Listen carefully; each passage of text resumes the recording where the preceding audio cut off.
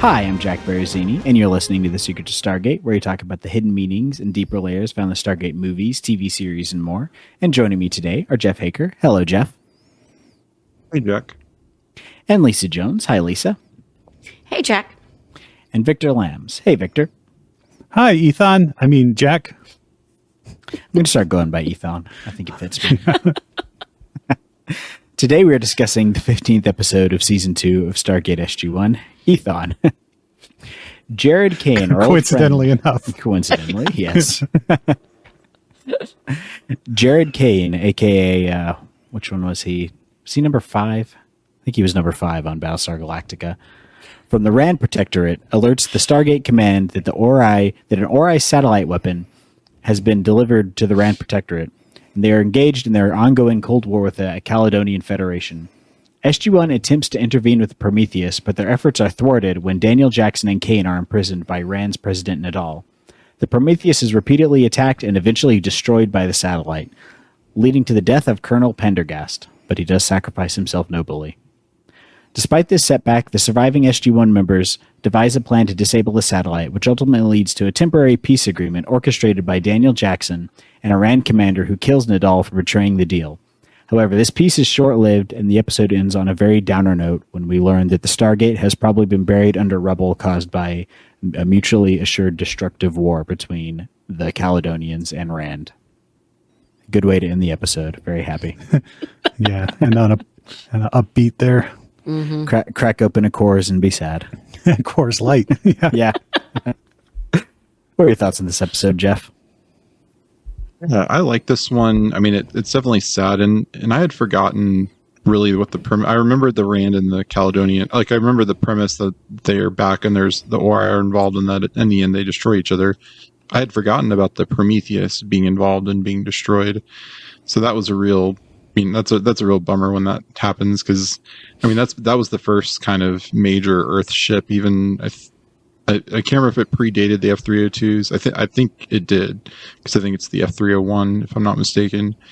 So it was it was sad to see the Prometheus get destroyed, and but yeah, I like this one. I think it really ups the stakes, and really, because it kills off a character that we've known, a recurring character, if not a main character, but it at least shows there's some stakes involved in what's going on with the Ori and what's going on with everything. And it is another interesting tactic from the Ori too, of trying to divide worlds between, nations that may exist. And you can imagine something like that happening on Earth if a prior just showed up, in the middle of Earth somewhere and was trying to, turn sides against each other. I can't remember if they really use that again, but yeah, overall, I like this one. What about you, Lisa? I'm kind of holding against y'all that you made me watch this episode. I'm just saying. I hated it. It felt very forced, unnatural. Like, hi, I'm from a planet that places are fighting each other, and the Ori are there, and here's some secret plans that I brought you, and they're partial, and y'all should just come and blow up our stuff. Yeah, sounds like a great plan. Yeah. And then you go and you try to blow up their stuff, and then they get mad at you for it. What? And they fire on you. And then I'm like, oh, stop, please stop. So yeah, I know that there were good parts of it, but overall, I think Colonel Pendergast died unnecessarily, and it was upsetting. I'm not a fan. Sorry. Yeah, I feel like you could just use this episode as an example of why some people have very isolationist foreign policies. It's like, yeah, sometimes people just don't want to be helped. Yeah. I was actually thinking of Prime Directive from Star Trek, which I'm not a huge Star Trek fan, but I'm like, there's reasons you don't get involved with other planets. Oh, and then after you leave, they continued fighting each other? Come on. Yeah. That's why you don't get involved in land wars on Talagus. Exactly. Never attack an Ori weapon when death is on the line. Yeah, no, sorry. Or believe a guy audience. With partial technical specs. No, I'm kind of with Lisa on this. I remember watching this when it first aired, and I was furious that they blew up the Prometheus. I was like, ooh, that Nadal guy, I hate him. And, you know, it was kind of like, and they killed Pendergast. I was like actually shook by this episode when it first came out. And I guess the genesis of it was Rob Cooper saying, hey, you know that Rand planet? We should go back there sometime. And, having this Prometheus set also set up while we also have a Daedalus set, it's taking up a lot of studio space. So yeah, let's blow up the Prometheus. And so those two ideas kind of came together, and this is what we got. The beginning's very confusing. So Jared comes back and there's a lot of talking, and you're like, okay, so you're with Rand and you're fighting the Caledonians, but you've built the weapon and you want us not to fight the Caledonians, but to blow up the weapon that you built. And okay, I'm following along. And then we get to the planet and Ernie Hudson's there. And I'm like, oh, it's Ernie Hudson. It's Winston from Ghostbusters. He's going to be awesome. And he's kind of awesome at the end, but he doesn't. I mean, they could have really gotten anyone in that role. I think he would have made an awesome Garak. But anyway, so they see the weapon and Ernie Hudson does not say, that's a big Twinkie, which would have been awesome. But he doesn't say, he doesn't say that. Yeah, and then they blow up the Prometheus, and I'm sad. And then they broker this deal, and you're like, no, blow up the weapon. Like, blow up the weapon. And then Daniel talks him out of blowing up the weapon. I'm like, but it lets him get off the planet, but it doesn't save the planet. So I don't know. It just feels kind of pointless. I say don't blow up the weapon. Let them all blow each other up like they plan, and like don't engage the Ori. Yeah. I'm just hoping that when the Ori came to the leaders of the Rand Protectorate and they laid out their plan, I'm just hoping that Ernie Hudson told them that if there was a steady paycheck in it, that he'd believe anything. Yeah, there you go. See, he could have been so much more awesome in this. Yeah. Yeah, and it's just weird. Like, Jared comes through the Stargate, and he's basically like, hey, Daniel, you're the guy who had an emotional affair with my wife. Will you please help me out? It's cool, though, because she died off screen. Oops, we got rid of another Daniel love interest. Yeah. I just felt bad for the guy. He was just kind of pathetic. Yeah. And then he's shocked that he comes back and they're like, oh, you're a traitor. We're going to arrest you. Yeah. Really? One interesting thing about this episode was that the Caledonian and Rand command centers were filmed, and probably the prison too, were filmed in an abandoned insane asylum. So, yeah. This episode felt like being in an abandoned insane asylum. So. It did. I will say that I really liked, I don't like that they blew up the Prometheus, but I understand it like from a narrative point of view. It is good to see actual stakes with our hero characters. And I do think that the scene of the Prometheus getting attacked, like that whole sequence where it's getting attacked and their defenses are failing and like they're doing all the different things to try to keep the ship running. Like Sam's working on the power generator thing, and then the way Pendergast like organizes his crew and gets everyone out. I thought that was a really good sequence. I liked that. Like it was. It was very good. You could feel the tension and the stakes there. And the fact that not everyone was saved, and it wasn't just him, but I think they said they got 70, I don't know, 5 or 79 out, and there were 100 and something serving on board. So I like that. There's real stakes.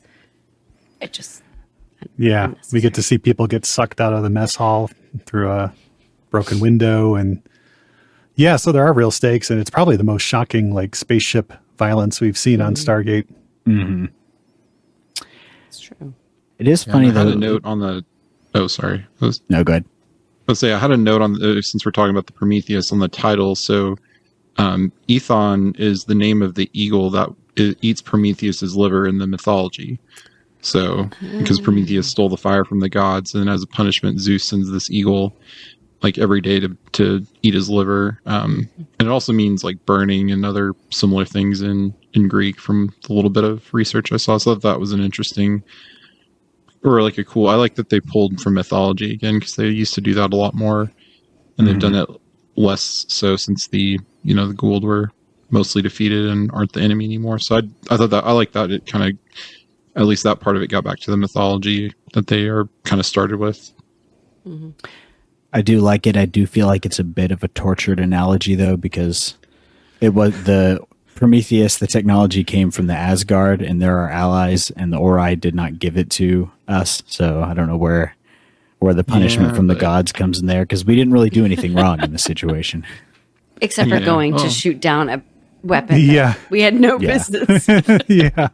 Yeah, it's just about the destruction of it. But they didn't when they were writing, 3 or 4 years before this, they didn't know they didn't have the Ori in mind, so they wouldn't have known what they would have done. But yeah, I had really forgotten that the Prometheus was destroyed here. Mm-hmm. I thought it came later, and I knew it came in the show, but I thought it was later on in the season or even the next season. So that was kind of a surprise to me, because I've remembered a lot of it very well up until some of the more recent episodes. I don't remember all the twists and turns. So at least that was nice for me, is that I didn't remember exactly what happened. Mm-hmm. I was upset that the super weapon looks so silly. Like it looks like one of those tops or something that you push down on and it spins around or something. I don't know. It looked pretty goofy to me, and they could have made it look cooler and more formidable. And is this our first Ori weapon? Space weapon, yes. Short of the Supergate, which they blew up. Yeah. Okay. Did get some cool shots of F-302s though. Yeah, I think so. I mean, we've seen their. That's true. Mm-hmm. Yeah, this is definitely a good episode for like space action. So that was fun. Mm-hmm. Yeah, and just to get I back want to to know, the title, like, so. Oh, go ahead. Yeah. No, I'm sorry. I think there's General Lent. Is there a delay? a little bit. I think because of the I think so, storms, because but I just said that about 10 seconds ago. Oh. Let me disconnect and reconnect and see if that no. helps. We'll make it work. We don't need to prolong this anymore. Good deal. We can disconnect between the episodes or something. We'll just give you extra time to talk about General Landry. He's just nowhere to be seen. And it seems like, your SG team is going off base. They're involving themselves in off-planet wars with other countries, and he's just kind of not there. And I guess it's because the actor wasn't available for these episodes, but just you think he'd want to be more hands-on with this kind of situation. Especially since he's very hands-on all the other times. They even make a big deal of it, like with the empty chair where they all go into his office to talk and nobody has the gumption to sit in his chair. The commentary track for this was Damian Kindler and actor Barclay Hope, who plays Colonel Pendergast. And they're a friend, so they were just talking about softball and other stuff. But Damian Kindler did say during the action climactic, they're like, yes, I like it when the team split up here. You have, Mitchell and Teal'c and 302. Sam is in the, the enemy bunker, or no, Teal'c's with Sam in the enemy bunker and Daniel's in the other place. And he said he wanted to cut to General Landry just sitting on a beach, like ordering another Mai Tai or something. He thought that would be really funny, but they didn't do it. Oh, that would have been just great. in the middle of the action. Yeah. I did read that the reason General Landry wasn't in the episode was that Beau Bridges was in the Atlantis crossover. I don't know, a week or 2 weeks ago that we did that. And so I guess since you have him on one show, he's got to miss, for pay reasons, probably. He was in one show, and so they had to skip this episode for him. But I didn't even think about that they're doing all this craziness, and there's not even like, let's call him or let's check in to make sure it's okay if we go engage in this off-world battle that's of no importance to us. He gets back and he goes, "You did what?" Yeah. Well, I mean, Landry's not in command of the Prometheus, though, so presumably the approval was given by their, homeworld command or whatever the homeworld defense or whatever the branch is. Mm-hmm. Just trying to make it work. I guess. Which I think still is either Hammond or O'Neill, right? I think it's O'Neill at this point. I think he took Hammond's job. Hammond's spot. Okay. I like to think Hammond is just retired now and hanging out with his grandkids. Well, he gets to give speeches to cadets and stuff in hangars now. Yeah. That's true. What else? There were a lot of people, guest stars in this episode, who are on other shows. There was a lot of good. them. Yeah. So we already mentioned Jared, who is best known, at least to me, for Battlestar Galactica. Yes. Matthew You Bennett. said, I don't know what number you said he was, but he was Aaron Doral. And he was one of the Cylons. Oh, I hope I didn't spoil that for anyone. If you're being spoiled on a podcast about a 20-year-old show for another 20-year-old show, then I don't know what I can do for you. Yeah. Okay, The so the Prometheus woman blows up in this one, folks. So Lieutenant Womack, which was the woman that was sitting, I don't know, running the Prometheus, like steering it or whatever she does. Sheila? It's Chelah, Sheila Horsdale. She was in Man in the High Castle. She played the wife of I don't remember his name. Head Nazi guy. And John Smith. Yeah. Shayla. Yeah. Shayla. yes. And then she was also in Firefly Lane as one of the moms. And that's y'all wouldn't like it, but for women it was really nice miniseries there. So, and then I see that she was in Discovery, but I gave that up a long time ago.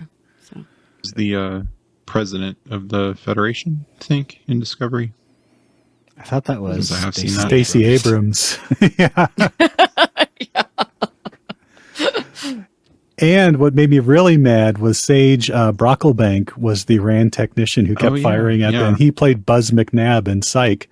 I'm like, Buzz, what are you doing? What are you doing, Buzz? This is beneath you. But he listened to Ernie Hudson in the end, so. Yeah, he does. yeah.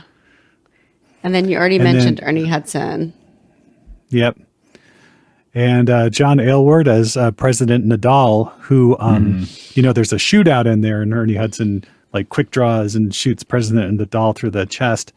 And they were like getting that effect shot set up, and they were going to put a squib on him, which is the thing that, they trigger it remotely and explodes and makes innards fly out and stuff to look like he's been shot. And he's like, actually, I have like heart issues and stuff. And they were like, oh, okay, well, we won't put the exploding squib right over your heart then. So That's not good. good choice. They didn't want to kill him for real. Yeah. Yeah. And then John Aylward, who played, Yeah. I just blanked on Nadal, that. yeah. I remember him from ER. 74 Oh, really? episodes. He played Dr. Donald Ainspa, something like that. Then he was also in Fringe and Water for Elephants and Mad Men and a ton of other things that I've seen too. So that was kind of fun I kept looking around, spotting all these people like, y'all are in the wrong show right now all together. Yeah. It was a lot of guest stars in this episode. Mm-hmm. And then Minister Chaska looked really familiar, but nothing really jumped out at me that I know her from. Yeah, I was just looking at her IMDb and a bunch of shows, not anything I've seen. Although it does look like some of it is like Hallmark shows. Hallmark. That's probably what it is. Yeah. Looks like she's on a lot of Hallmark, so. Yeah. Hallmark. Oh, she was in a Psych episode. So, yeah, it was kind of funny seeing all these. You had so many extra people. But, I was going to say, you had, I was trying to think of new sets. You had Prometheus, which we already have, but don't anymore because they blew it up or tore it up. And then the others were not, I don't know, were they recycled? They didn't seem like anything spectacular on the planet. No, they were shot in, like I said, the abandoned mental institution. So they found some rooms in there that work and then brought in all the machinery and set dressing and everything. On the DVD, there's a featurette where Michael Shanks just runs through the asylum pretending he's going crazy and stuff. So Need to pull out my DVDs and watch that. yeah, it's mainly a featurette about the director, Ken Garati, who directed some episodes in season 1 and then went off and did a bunch of other shows and then came back, I think, for a couple episodes this season. And he was talking about how much fun it was to be back and directing again for Stargate. That's good. Nice. And we got to see some of Martin Wood's new footage of the Cheyenne Mountain Complex, including a nice scene of it at night, which we haven't seen before, I don't think. So that's always nice.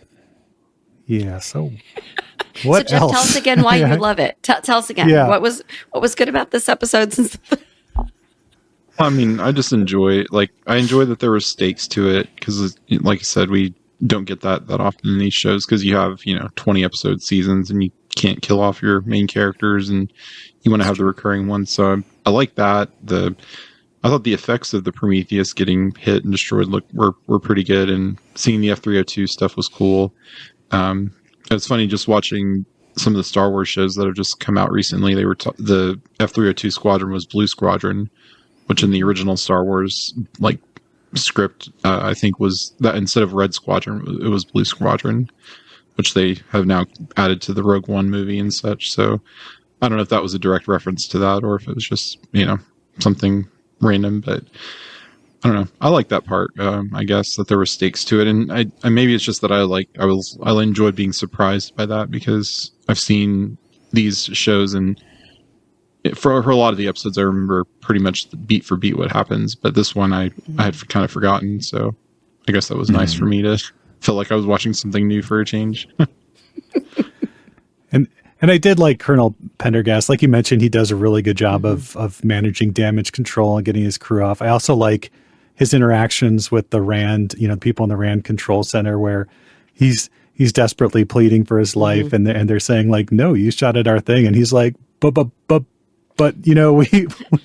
we fired and then we didn't realize it has shields and we took that to be the act of aggression. So really we're the victims here.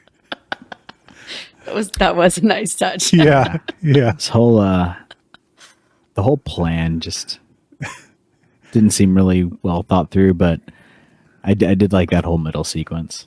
Also, the way that when the ship is getting hit with the The weapon from beam. the satellite, like the way it breaks up, like it doesn't just explode, which is so often what happens in sci-fi is like the ship just explodes like the Death Star.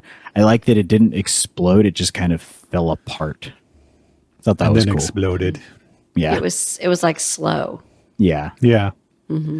Wanted to really draw it out. and then it left you wondering who got off. Yeah. Sam was floating on a door in space and saying, "Never let go, Jack." Yeah, there you go. There I was guess a they have the highlight to this F3O. episode. Oh, good. Oh.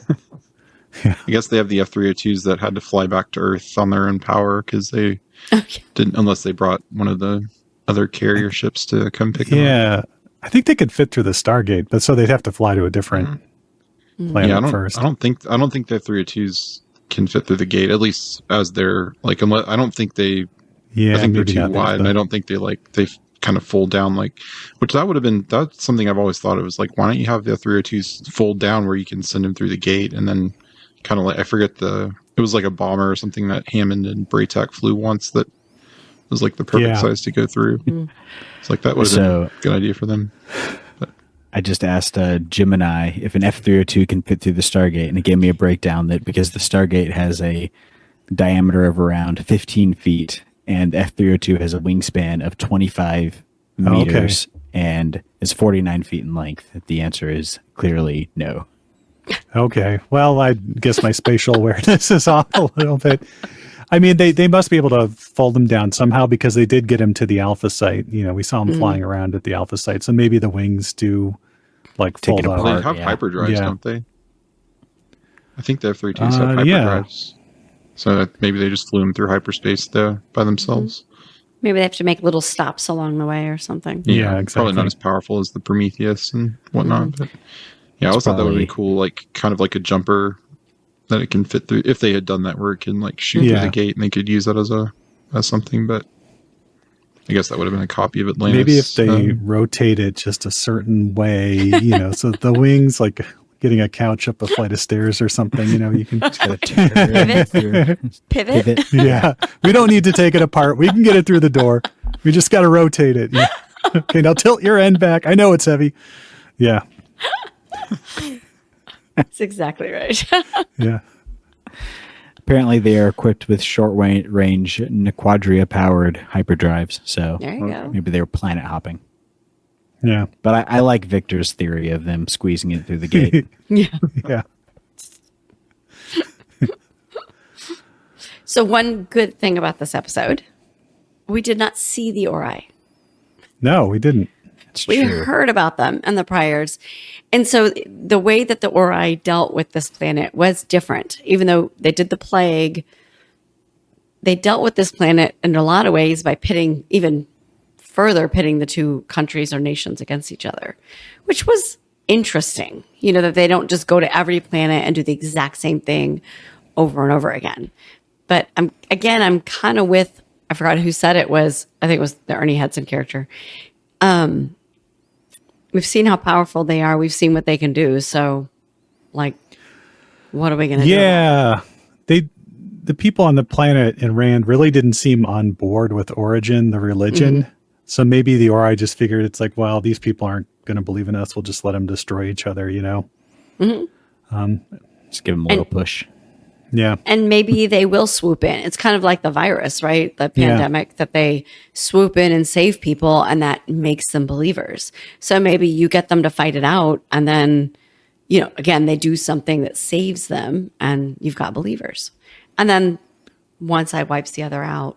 Maybe it's like Coliseum games, you know, like they just get bored and they want to watch some entertainment. So let's stir up some trouble on this planet. You know? Yeah. I mean, if their goal was to build Possibly. more satellites, though, if they're looking for planets where they can build satellites, you know, they kind of, wiped out one of the only planets that could do that. And do we ever see this planet again? Rand or any of them? No. I don't think we No. see him again. I think this is basically just the end. Yeah. Yeah. They say they wipe. I mean, it's implied that they wipe each other out, or at least their civilization is destroyed to a point that the gate's gone. They can't. Maybe they're survivors, but So what was the point? And maybe I just glossed over this when I was angry. That's what we're all wondering. Yeah. What was the point of the Ori giving Rand the weapon?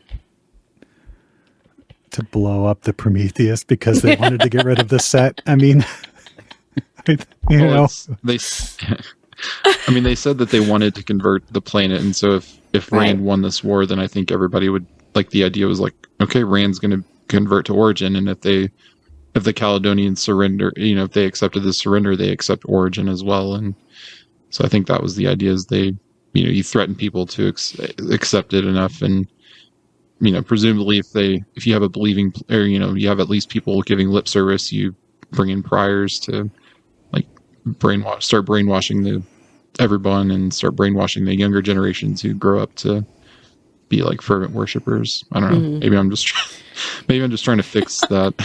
Fix it. What could be Yeah. better? I story. kind of took it as like I think it's in The Dark Knight when the Joker breaks the pool cue and leaves the one piece with the two guys, and it's like, we've got an opening on the team, but there's only one spot. So you guys have to fight it out, and whoever wins gets to be it. Maybe They it's do a a similar similar kind of thing thing. in, They'll take the strongest Furiosa. civilization. Yeah, they do a similar thing with motorcycles in Furiosa. So Well, they did say that the prior is the one who energized the weapon by touching a staff to it. And so since they were already kind of warring nations when the Ori got there. So maybe when the plague didn't work and they fought back against it or didn't believe, they just died. Maybe they were like, maybe we can woo them with amazing weapons. Like maybe technology is their speak versus plague. it's their love Yeah. language. Yeah. Weapons of mass destruction. And it works for some Exactly. people. Yeah. Yeah. What kind of gift do you want? Yeah. Every kiss begins with thermonuclear missiles. Yes. He went to Ori. That's good. It's the highlight of the Jonas episode, forever. right there. Yeah. That's the clip. Like YouTube's going to Yeah. show a short, and that's going to be it.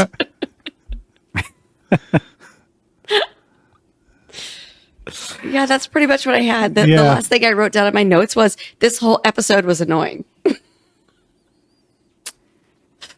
So I think overall to me, it just felt like a grab bag of different concepts that didn't really gel together well. Like, I like the whole Prometheus getting destroyed. That self-contained part I liked. I think that there's probably something interesting you could do with Jared Kane coming and asking for help and kind of seeing through the end result of what's going on with them. And then I'm not going to say I like the Ori because I don't like the Ori, but that's a whole nother separate thing Yeah. I threw in this episode. It's just like Yeah. a bunch of different things, and the whole reason is let's get rid of the Prometheus. So you think that's what they came at first? Like, let's write an episode where we can blow up the Prometheus in a really cool way. Okay, how do we do that? Go. Yeah, Probably, yeah. pretty much. And then, yeah, Ernie Hudson, I think, was not completely wasted in this episode, but I mean, they could have done a lot more with him. Yeah, unfortunately. Yeah. We did get some cool foreign languages out of it, though. Oh, good. Oh, yeah. Yeah, apparently the other languages didn't know what Ethon meant, so they didn't use it. In French, we get ingérence, which I think is how you pronounce it, and it means interference. And then in Italian, we got la missione tragica, which is the tragic mission. And then in Japanese, we got saraba Prometheus, which is farewell Prometheus. Straight into the point. What is what was the Greek title for this episode? It better have been Ethon. Ethon, yeah. I don't know if Stargate was really big in Greece or not. I'll have to look that up. Awesome. Did y'all have any other thoughts on this episode? Let me check my notes. Let's see. Wow, Daniel Jackson was shocked that he was arrested when he came back to a planet with a traitor. Huh. No. That's all I got. Surprised Pikachu face. The other one thing I did think of is the locator beacons that they wear on the wrists, and Oh, yeah. I'm like, you don't want to give somebody give them like an implant tracker or something that can't Exactly. just be taken off. I think after this they do, because I think later on they do. I think so. Yeah. That was kind of surprising, wasn't it? Yeah, It's like, Yeah, no we've one's never- ever done that to us before. they've never needed locator beacons to beam people with, as far as well, maybe they have. No. The Asgard don't need it, but maybe the Prometheus and Daedalus do. But it was like in the old Star Trek Next Generation episodes where like, lock onto them and beam them up, and then they just get their like little comm badge or something. Yeah. You just And take they're off like, your comm "Whoops." badge and they can't find you. Yeah. Awesome. Well, before we go, we would like to take a moment to thank our patrons who make it possible for us to create Secrets of Stargate, including Sophia C., Ian J., Trey K., Faker Image, and Brianna L. Their generous donations at sqpn.com/give make it possible for us to continue the Secrets of Stargate and all the shows at StarQuest, and you can join them by visiting sqpn.com/give. And be sure to follow the show on Apple Podcasts, TuneIn, Spotify, iHeartRadio, and you can find our video versions at youtube.com/StarQuestMedia. And to find previous episodes of Secrets of Stargate and to send feedback, please visit sqpn.com/Stargate, and you can email us at stargate@sqpn.com or follow StarQuest on social media at facebook.com/StarQuestMedia or on X at SQPN. And you can also join us at the SQPN Discord at sqpn.com/Discord. And I really want to know what everyone thought of this episode. How did they feel about the Prometheus getting destroyed? Were they as negative about the episode as Lisa, Victor, and I were, or were they more positive? Like, are you team Jeff or team everyone else, I guess? Give Jeff some backup here. That's right. Hashtag Team Jeff. Yes. You and me. And we'll be back next time with the next episode of Stargate Atlantis, The Tower. Until then, Jeff Haecker, thank you for joining me in sharing the Secrets of Stargate. Thanks, Jack. And Lisa Jones, thank you as well. Thanks, Jack. And Victor Lambs, thank you too. Thanks, Jack, and all hands brace for impact. With this tornado warnings earlier, that's basically been my attitude all afternoon. And once again, I'm Jack Baruzzini. Thank you for listening to The Secret to Stargate on StarQuest. Anyway, I'm sorry, but that just happens to be how I feel about it. What do you think?